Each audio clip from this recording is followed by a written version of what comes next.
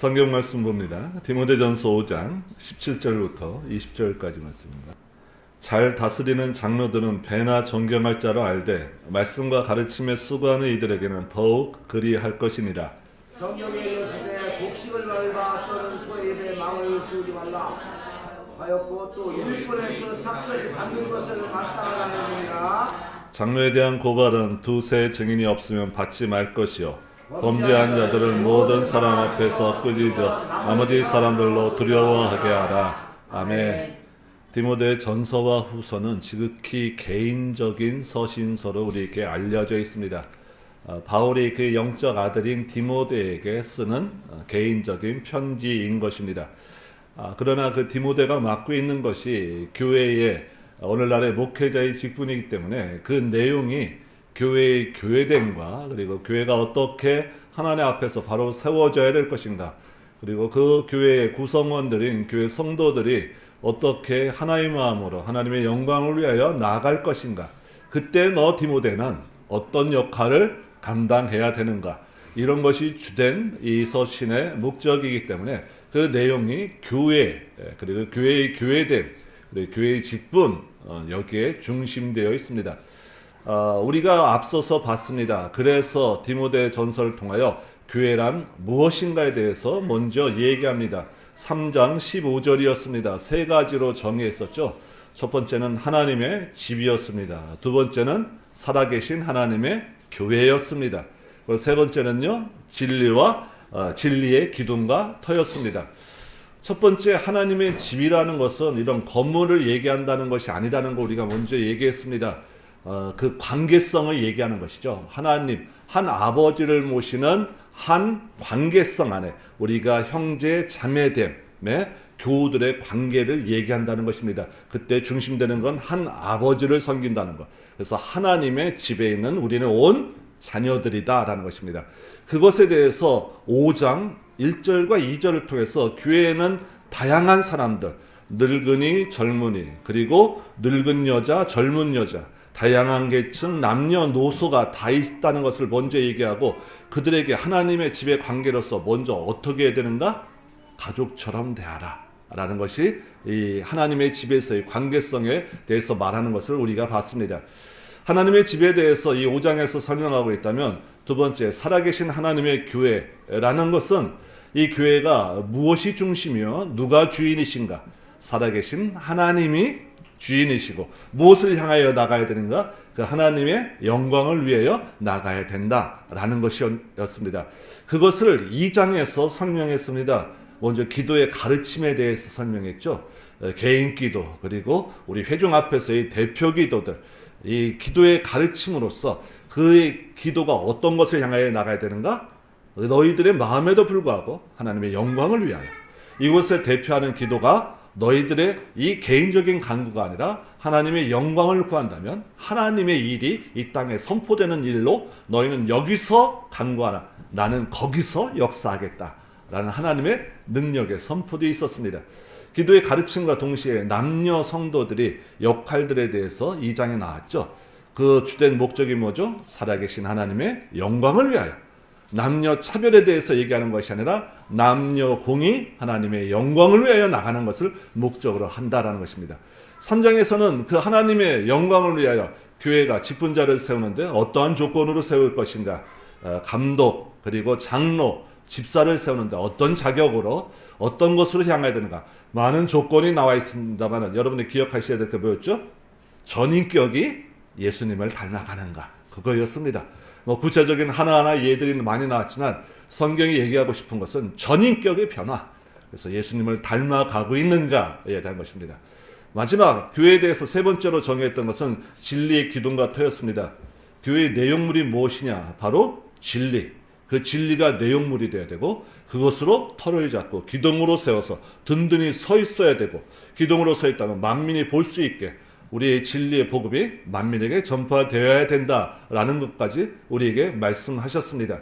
진리의 기둥과 터를 말하면서 그 교회의 내용물이 무엇이냐? 진리, 예수 그리스도로 채워져야 된다는 것. 그건 1장 처음부터 얘기했습니다. 바로 다른 교훈으로 나가지 말고 1장 11절 영원한 하나님의 복된 복음으로 나가야 된다. 그게 바로 진리, 그것이 교회가 갖고 있는 내용물이 되어야 된다는 것입니다. 그 내용물을 바르게 전하는 자, 가르치는 자, 그리고 그 내용물, 진리, 예수 그리스도의 그 전인격의 변화로 인해서 세움받은 자들이 교회의 다른 분들을 돌봐주는 역할들을 어떻게 감당해야 될 것인가가 바로 오늘 우리가 보는 본문입니다. 그러니까 교회에 대해서 설명하면서 세 번째, 진리의 기둥과 터, 그 내용이 진리인데 그 전인격의 변화로 인해서 하나님께서 세움받은 그 장로님들이 어떻게 그 역할을 잘 수행하며 교회는 그분들을 어떻게 따라야 될 것인가. 오늘 우리가 바라보는 부분은 바로 이것입니다. 잘 다스리는 장로, 그리고 말씀과 가르침에 수고하는 장로, 이렇게 나오게 됩니다. 오늘 본문은 특별히 이 본문을 택하지 않는다면 말씀드릴 기회가 별로 없는 본문입니다. 왜냐하면 목회자 자신을 설교의 대상으로 놓고 여러분과 나눠야 되기 때문에 그렇습니다. 우리 디모데 전서를 쭉 보면서 이 본문이 나와서 오늘은 성경의 가르침을 통하여 장로님들을 통하여 그리고 저 세워진 목회자를 어떻게 바라보며 어떻게 진리의 내용물을 가지고 함께 동역하며 나갈 것인가, 이것에 대해서 좀 우리가 성경적으로 좀 보려고 합니다. 장로의 역할에 대해서 지금 17절 잘 다스리는 장로여, 그리고 아까 말씀드렸지만 말씀과 가르침을 행하는 수고하는 이들, 이렇게 분류하고 있습니다. 이 당시 성경에 쓰여졌을 때 초대교회 때는요, 잘 다스리는 장로가 바로 말씀도 가르치고 그리고 말씀의 가르침에 본도 보이고, 이게 하나의 역할로서 감당을 했습니다. 근데 초대교회에 많은 시련이 있습니다. 그때 그 시련 가운데 외부의 공격들, 핍박도 있었습니다. 로마 황제들의 박해도 있었습니다. 그러나 그보다 더한 것은 뭐였냐면은 이단의 공격이었습니다. 그 이단의 공격이 있을 때 교회가 하나님의 지혜를 가지고 교회를 방어하기 위해요. 첫 번째 방어하기 위해요. 그리고 두 번째 방어하기 위해, 공격하기 위해요. 하나님께서 지혜를 주셨는데 그 첫 번째가 무엇이냐? 정경의 완성이었습니다. 성경의 완성. 이 말씀 외에 다른 것을 전하는 것은 다 하나님이 금하시는 거다.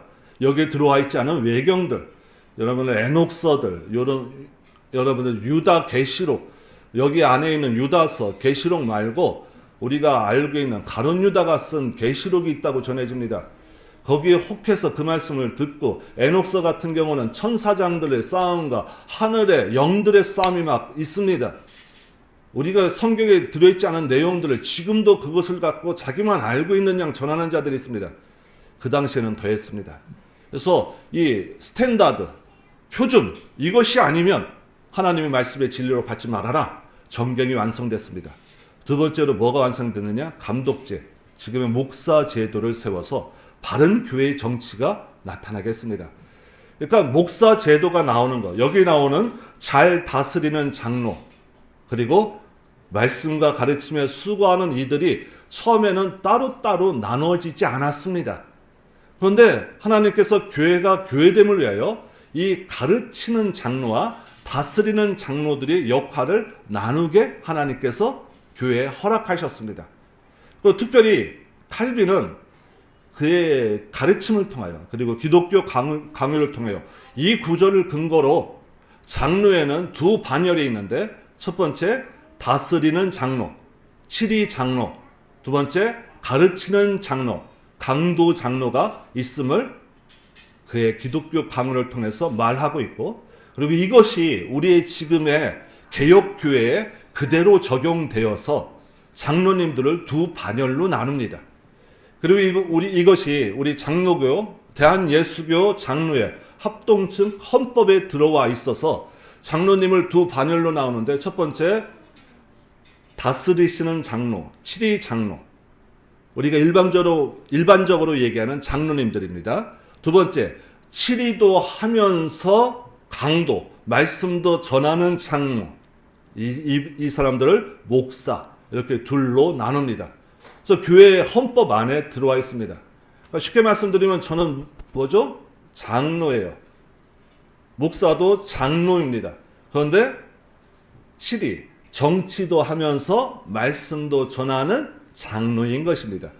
그래서 이 구절을 근거로 개혁교회들은 이 목사님들과 그리고 장로님들의 두 반열로 나누고, 그리고 우리 장로님들은 교회를 잘 다스리는 것으로, 그리고 저 세워진 목회자는 다스림을 같이 하면서 말씀을 전하고 가르침에 수고하는 자로서 여러분께 나갑니다. 그래서 오늘 2회에 나오는 18절부터 20절까지는 지금 현재 교회에 적용될 때 목회자에게 적용되는 게 있고, 그리고 장로님들에게 적용되는 게 있습니다. 이것을 우리가 나누어서 봐야 됩니다. 먼저 우리는 그 17절에서 잘 다스리는 장로들을 배나 존경할 자로 알되라고 합니다. 그리고 말씀과 가르침을 수고하는 이들에게는 더욱 그리하여야 할 것이다 라고 말합니다. 존경해야 된다. 배나 존경해야 된다 라고 합니다. 존경해야 될 이유가 있습니다.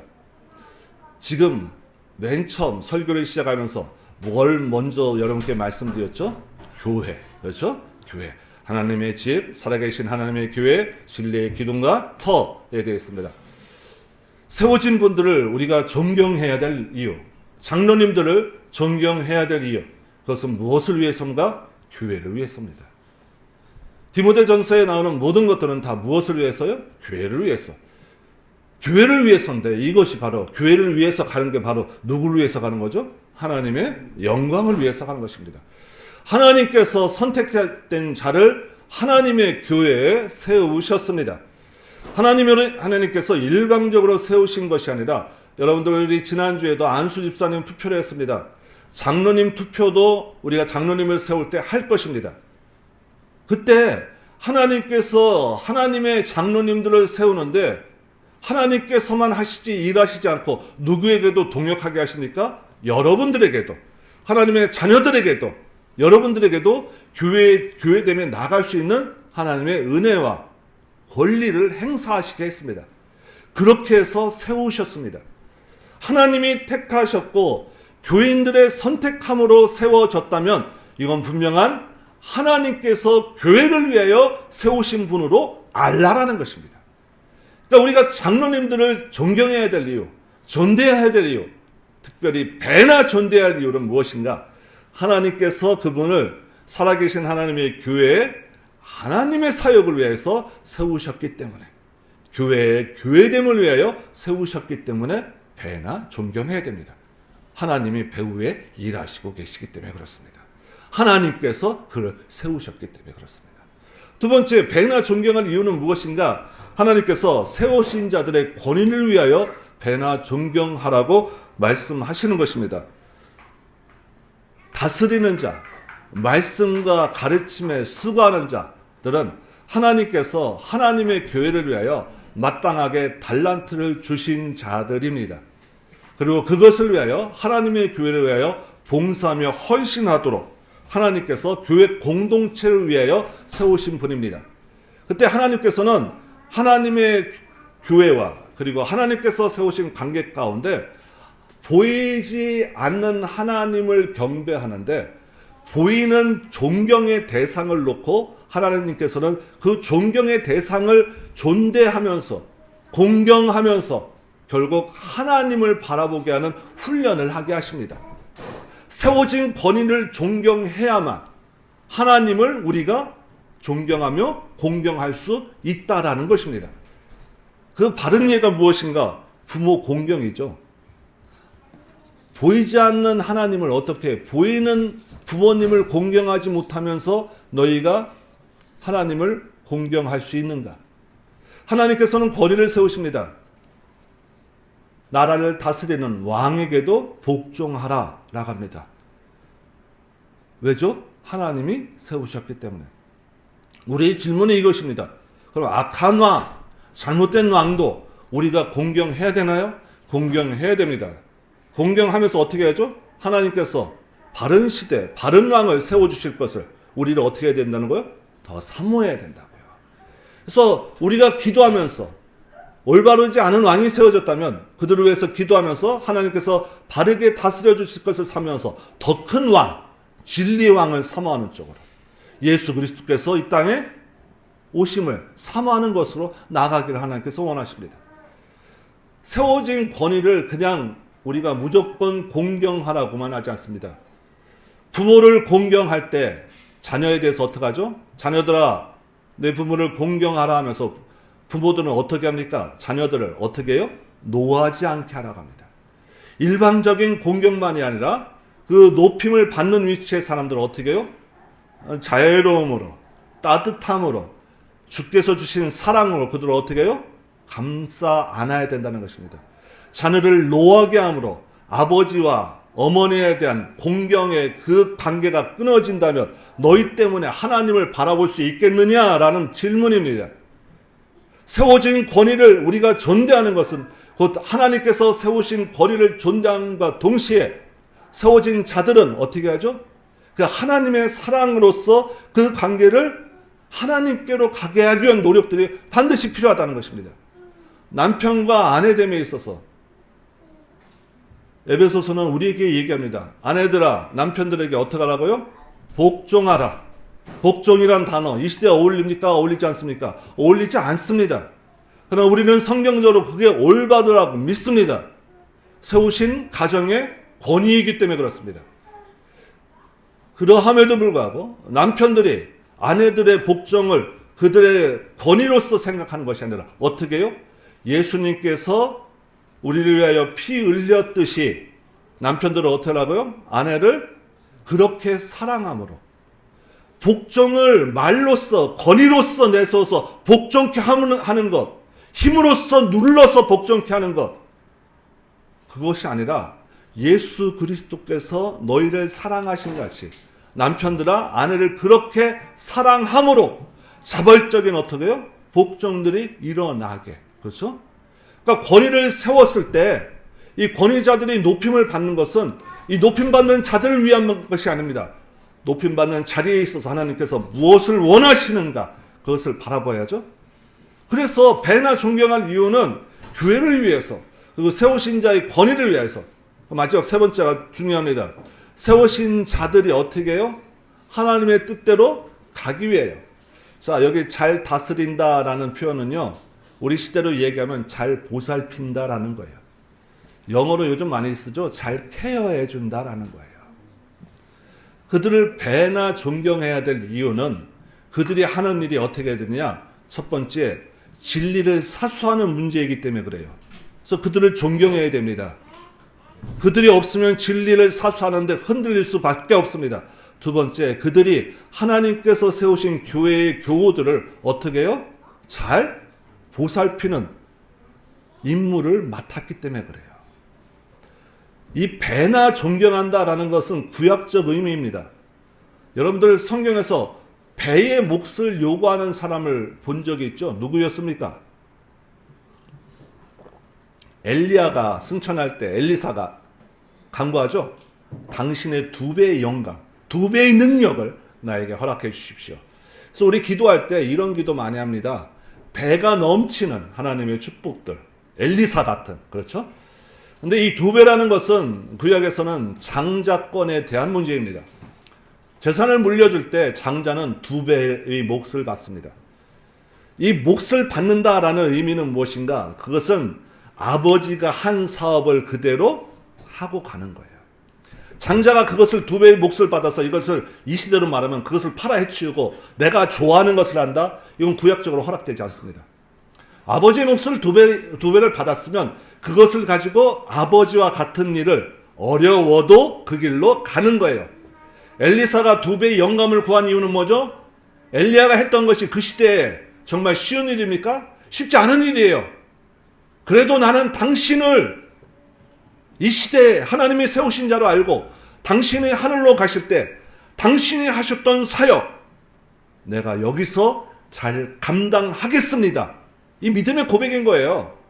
그래서 2배의 몫을 구하는 거고 엘리사가 엘리야 같은 능력을 받았죠. 엘리야 같이 죽은 자도 살아나게 하고 이적도 펼치고 장로님을 배나 존경해야 될 이유는 그분들이 하나님의 일을 하는 데 있어서 예수 그리스도와 같은 사역들을 하기로 작정하신 분들이기 때문에 그렇습니다. 예수님과 같은 모욕과 조롱 속에서도 예수님이 가셨던 그 길을 감당하기로 하나님 앞에서 서약하였기 때문에 그렇습니다. 어려움 중에도 하나님만을 위하여 그 삶을 전적으로 드리기로 작정하였기 때문에 그렇습니다. 그래서 세운 교회는 그분들을 어떻게 해요? 두 배나 존경함으로, 그리하여 진리를 사순화하는 일에 목숨 걸게 하심으로, 잘 다스리시고 잘 보호하시는 일에, 예수 그리스도처럼 사역하는 일에 최선을 다할 수 있게 우리가 힘을 내게 함으로 두 배나 존경해야 되는 것입니다. 그리고 세우신 분들은 어떻게 해요? 두 배나 존경을 받으니 나는 예수 그리스도의 사역을 위하여 세우신 장자다 라는 영적인 책임감들이 있어야 됩니다. 그래서 장로님들은 순교자의 제1순위에 서는 분들이 장로님입니다. 마치 교회의 사장, 교회 사회의 사장 밑에 어떤 직급으로 생각하세요. 그래서 교회는 목사님이 제일 높고 그 밑에 장로님이 오르고 이렇게 오해하신 분들이 너무나 많습니다. 직급에 관한 문제가 아니에요. 그의 삶을 어떻게 해요? 예수 그리스도처럼 살기로 작정하신 분들, 그리하여 세워진 분들, 그것을 인정하고 배나 존경하기로 약속하고 세워진 교회 공동체들이 함께 모여서 두 배나 존경하며, 그리고 존경을 받는 장로님은 어떻게 해요? 예수 그리스도처럼 진리를 사수하며 교인들을 보살피며 잘 가르치는 일에 최선을 다하는 길로 헌신하신 분들이기 때문에 그분들을 배나 존경해야 된다는 것입니다. 이것은 우리에게 명령인 동시에 세움받은 자들에게는 그 책임이 얼마나 막중한가 함을 드러내는 모습입니다. 어떻게 공경해야 되는가? 두 배나 공경하는데 어떻게 공경하는가? 마음만으로 하지 말고 실제적으로 임무에 전념할 수 있도록 먼저 그들에게 물질적인 후원으로 하라. 이게 18절입니다. 성경에 일렀을 때 곡식을 밟아 떠는 소의 입에 망을 씌우지 말라 하였고 또 일꾼이 그 싹을 받는 것은 마땅하다 하였느니라. 자, 지금 여기 말씀하고 있는 것은 곡식이 밟아 떠는 소의 입에 망을 씌우지 않는 것이 마땅하다라고 합니다. 구약 신명기 25장 4절에 나옵니다. 이 시대의 가나안 사람들은 탈곡을 하는데 이렇게 추수한 다음에 소가 지나가게 함으로, 소가 밟으면 이삭들이 터져 나옴으로 그것을 지금의 막 탈곡기와 같은 이치로서 곡식들을 추수했습니다. 그때 소가 이렇게 지나갈 때마다 얼마나 먹고 싶을까요? 그죠?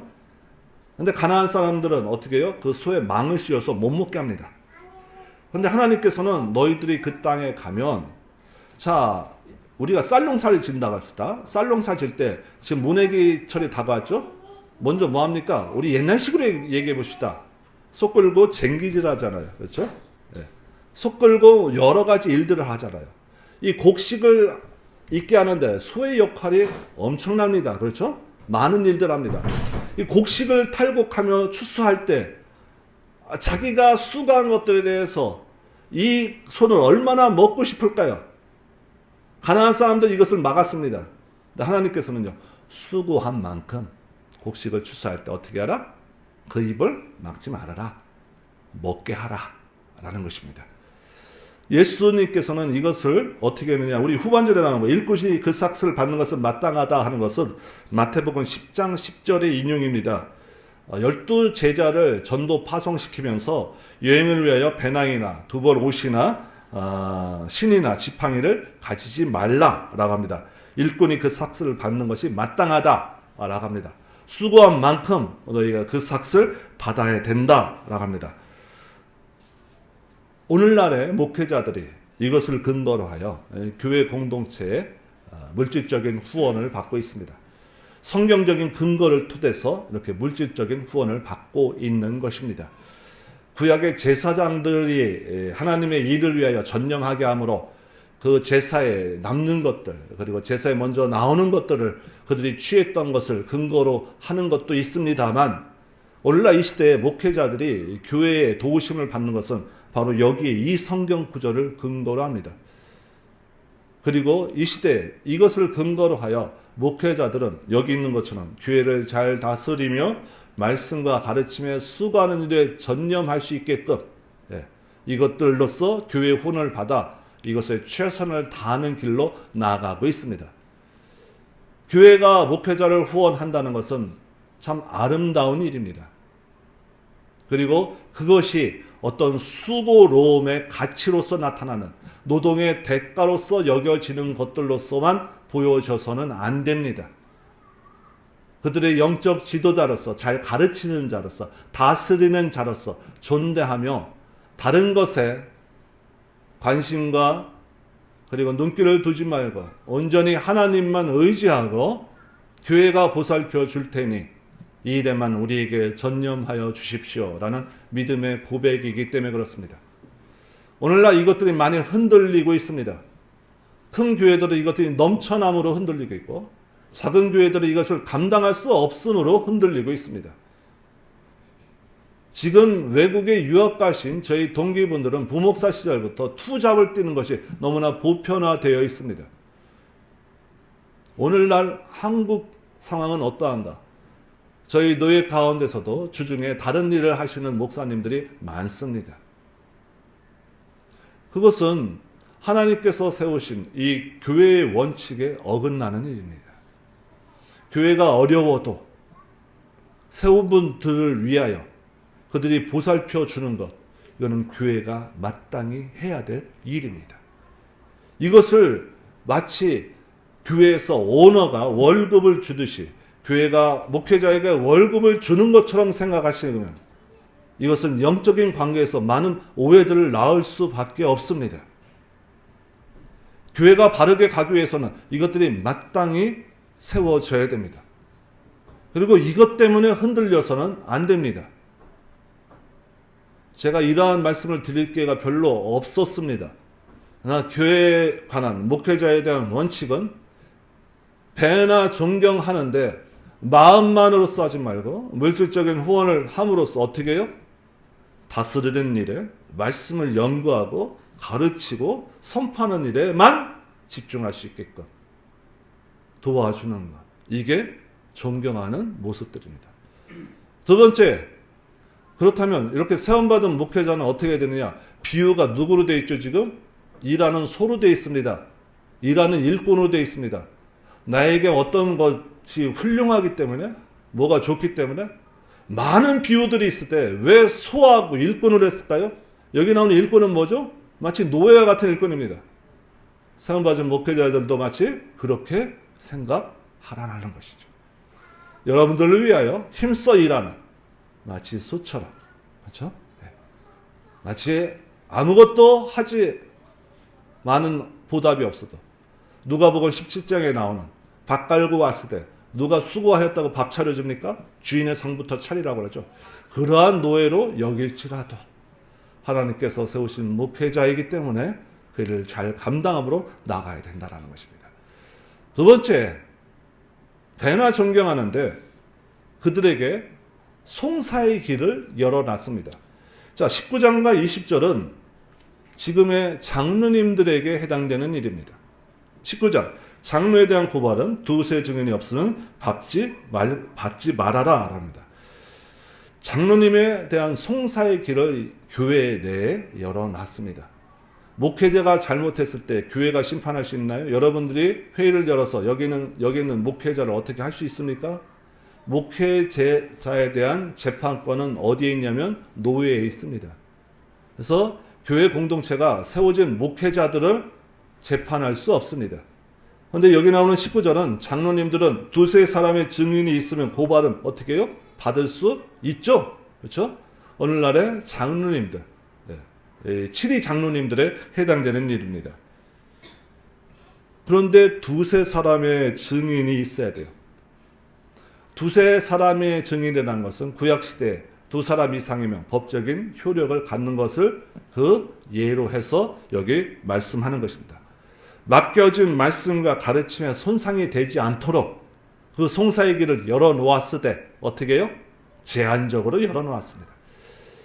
이 장로님들에게 개인적인 불만을 갖고서 토로하는 자들 때문에 교회 공동체가 모여서 그분에 대한 송사를 진행한다? 아닙니다. 그러나 두 사람 이상이 그 장로님에 대해서 어떤 송사의 문제를 한다. 그럼 어떻게 되느냐? 어떻게 하죠?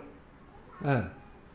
그 장로님에 대해서 교회가 그 송사의 문제를 깊이 상고하고 그에 대해서 기도함으로 나아가야 됩니다. 그래서 장로님들에 대한 송사는 어떻게 해요? 송사는 어떻게? 신중하게. 그래서 장로님들을 세워주었을 때 장로님들의 역할을 잘 감당하지 못한다라는 것 때문에 송사를 하는 일은 거의 없습니다. 장로님들의 잘못들이 드러났을 때 두세 사람의 증인들을 통하여 교회가 그 송사를 시작하게 됩니다. 말씀에는 좀 벗어나지만 이 두 사람 이상의 증인이라는 것이 얼마나 큰 위력을 떨치는가 우리가 알 수 있습니다. 그래서 두 사람 이상의 사람들의 능력은 이 모든 하나님의 질서까지도 우리가 하나님의 뜻대로 바꿀 수 있는 능력이 있음을 우리가 잊지 말아야 됩니다. 이 말이 무슨 뜻인가? 12명의 정탐꾼 중에 정확히 보고한 사람 몇 명이요? 두 사람. 두 사람 이상의 하나님의 뜻에 전파하는 자의 말씀을 따랐다면 어떻게 했을까? 이스라엘 역사가 바뀌었겠죠. 이 두 사람의 능력, 성경은 많은 자들이 아닙니다. 두 사람의 이 정탐꾼의 보고가 이스라엘을 바꿔놓을 수 있었습니다. 내 이름으로 두세 사람이 모인 곳에 나도 그들과 함께하리라. 믿으십니까? 아멘. 여러분들이 바로 이 두세 사람의 이름으로, 두세 사람의 예수 그리스도의 이름으로 모인 장소가 바로 여기입니다. 능력이 있습니다. 그 능력이 있는 곳에 이 두세 사람의 사람들의 송사가 일어난다. 반드시 해결해야죠. 그러니까 교회 안의 어려움들, 특별히 배나 존경해야 될 장로님들에 대한 송사는 어떻게 해요? 신중하게 진행해야 됩니다. 왜요? 두 사람이라고 해서 적은 사람이 아닙니다. 굉장한 능력을 가진 사람이라는 거예요. 굉장한 힘을 갖고 있고 하나님께서 인정하신 하나님의 권세를 가진 능력의 사람들이 송사하면 어떻게 해요? 진행하라라는 것입니다. 그러니까 송사를 할 때 신중하게 하라. 이게 먼저입니다. 그런데 20절 죄가 드러나면 어떻게 되냐? 책망은 범죄한 자들은 모든 사람 앞에서 꾸짖어 나머지 사람들로 두려워하게 하라랍니다. 자, 배나 존경해야 될 장로님이 잘못했다. 그러면은 사람들 앞에 드러내서 꾸짖으라고 합니다. 자, 그러면은 일반 교우들이 잘못하면 어떻게 할까요? 예수님께서 우리에게 가르치신 모범을 쫓아갑니다. 자, 마태복음 18장으로 한번 잠깐 가볼까요? 15절부터 17절까지입니다. 네 형제가 죄를 범하였거든 가서 너와 그 사람과만 상대하여 공고하라. 만일 들으면 내가 네 형제를 얻을 것이요 만일 듣지 않거든 한두 사람을 데리고 와서 두세 증인의 입으로 말마다 확증하게 하라. 만일 그들의 말도 듣지 않거든 교회의 말하고 교회의 말도 듣지 않거든 이방인과 세례와 같이 여기라 합니다. 자, 어떻게 진행하죠? 은밀하게 조용하게 진행합니다. 자, 그러니까 일반 성도의 범죄는 예수님의 이 교훈을 쫓아서 은밀하게 드러나지 않게 합니다. 그러니까 여러분들 일반 성도들은 왜 그러죠? 연약하기 때문에 그래요. 연약하기 때문에. 그러니까 일반적으로 연약한 성도들의 잘못됨이 드러날 때마다 어떻게 됩니까? 은밀하게 진행해야 돼요. 먼저 가서 말하고 권하기 전에 어떻게 해요? 기도하고. 그리고 여기 그렇게 듣지 않거든 한두 사람을 데려가서 두세 증인의 입으로 말마다 확증하게 하라. 여기 한두 사람, 두세 증인, 우리 이 시대로 따진다면 누구를 모시고 가야 될까요? 이때 등장하는 게 장로님. 장로님 모시고 가서 장로님이 권하게 하고. 그래도 말 안 듣거든 교회에 말하래. 이때 교회는 누구한테 말하는 걸까요?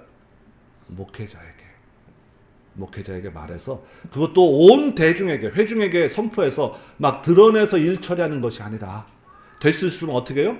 은밀한 중에. 왜요? 연약하니까 죄를 범할 수 있잖아요. 그러나 장로님은요 어떻게 하죠? 지도자의 범죄는요 어떻게 합니까? 이게 온 교회에 영향을 끼쳐요. 그래서 이 시대의 사탄은 누구를 노리죠? 교회 지도자들로 그래요. 지도자들. 세우심을 받는 직분자들 엄중함으로 하나님 앞에 서야 됩니다. 그리고 그것들이 하나님에서 얼마만한 책임을 가졌는가를 늘 생각해야 됩니다. 레위기서 4장으로 잠깐 가봅니다. 3절 만일 기름 부음을 받은 제사장이 범죄하여 백성의 허물이 되었으면 5절 기름 부음을 받은 제사장은 그 숫송아지의 피를 가지고 회막에 들어가서 6절 그 제사장의 손가락에 그 피를 찍어 여호와 앞에 곧 성소의 휘장 앞에서 7번 뿌릴 것입니다.